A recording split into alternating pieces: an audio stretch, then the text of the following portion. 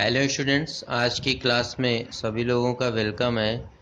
आज की क्लास में हम लोग डिस्कस करने जा रहे हैं बायोमॉलिक्यूल में ग्लूकोज का एक रिएक्शन जो रिमेनिंग बच गई थी उसको भी करा देते हैं। लिखा हुआ है glucose contains 6 carbon atom arrange in state chain. यानी ग्लूकोज की एक टेंडेंसी होती है कि ग्लूकोज 6 कार्बन एटम की एक क्या बनाता है, रियल में चेन बनाता है। यानी ग्लूकोज जो होता है वो 6 कार्बन की एक चेन बना सकता है स्टेट, ठीक है ना।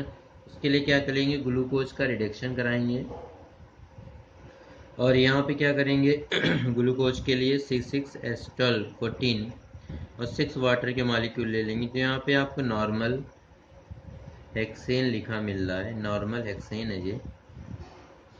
इसके बाद एक ग्लूकोज का टेस्ट लिखा है, यहाँ पे हमने ग्लूकोज का जो टेस्ट लिखा है उसमें आप ध्यान देंगे तो आप ये देखेंगे कि ग्लूकोज का जो टेस्ट है उस टेस्ट को बोलते हैं हम लोग मॉलिस टेस्ट। तो मॉलिस टेस्ट क्या होता है, इस मॉलिस टेस्ट जो होता है वो गिवन एवरी कार्बोहाइड्रेट्स, ये जो भी कार्बोहाइड्रेट्स होता है वो सभी मॉलिस टेस्ट देता है।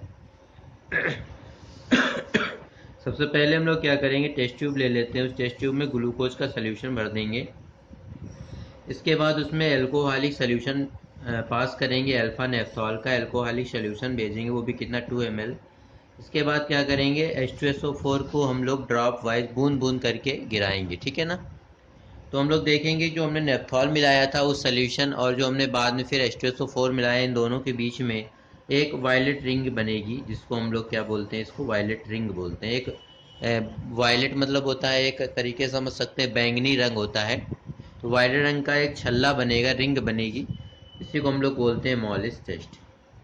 यूजेस यहाँ पे लिखे हुए, मेडिसिन में यूज करते हैं, सिंथेसिस विटामिन सी के सिंथेसिस में यूज करते हैं और कैल्शियम की डिफिशियंसी को रिमूव करने में इसको यूज किया जाता है। इसके बाद हमने यहाँ पे लिखा है कि पायरेनोज स्ट्रक्चर ऑफ ग्लूकोज बनाना है, तो मैंने यहाँ पे इसको छोड़ दिया है अभी, क्योंकि हम इसको आपको एक्सप्लेन करके बताने वाले हैं। तो यहाँ पे ये एल्डिहाइड ग्रुप लिखा हुआ है, बताया भी था हमने, और तीसरे कार्बन पे OH लिखते हैं और यहाँ पे H लिखते हैं। फिर चौथे कार्बन में सेम वही H और OH लिखते हैं, पांचवें कार्बन में H और OH लिखते हैं और छठवें कार्बन में CH2OH लिखते हैं। इसके बाद क्या करते हैं, ये हाइड्रोजन जो होता है ना वो इस ऑक्सीजन के पास चला जाता है, तो फॉर्म आपकी बन जाएगी HC, ये क्या बन जाएगा OH। हाइड्रोजन जो है ना, यहाँ वाला जो हाइड्रोजन है ये दिख रहा है, ये हाइड्रोजन यहाँ चला जाएगा तो OH बन जाएगा। बाकी जैसे लिखा है वैसे लिख देंगे HOH, फिर हो जाएगा यहाँ पे OH और यहाँ पे H, फिर हो जाएगा H और OH, फाइनली यहाँ पे आ जाएगा H और यहाँ पे हो जाएगा CH2OH, और ऑक्सीजन जो है ना वो यहाँ पर हमारा ऐड हो जाएगा। तो इसको हम लोग बोलते हैं बेटा, ये होती है फिशर स्ट्रक्चर, इसको हम लोग ग्लूकोज का फिशर स्ट्रक्चर कहते हैं। अब हम लोग यहाँ पे देखने जा रहे हैं कि इसको हम लोग जो हमने यहाँ पे बनाया हुआ था, यहाँ पे जो हमने बनाया था इसको हम लोग अब क्लोज कैसे करेंगे। उसके लिए हम यहाँ पे देखेंगे कि सबसे पहले यहाँ पे जो हमने यहाँ पे बनाया हुआ है ना, इसको हम लोग किस फॉर्म में लिख सकते हैं।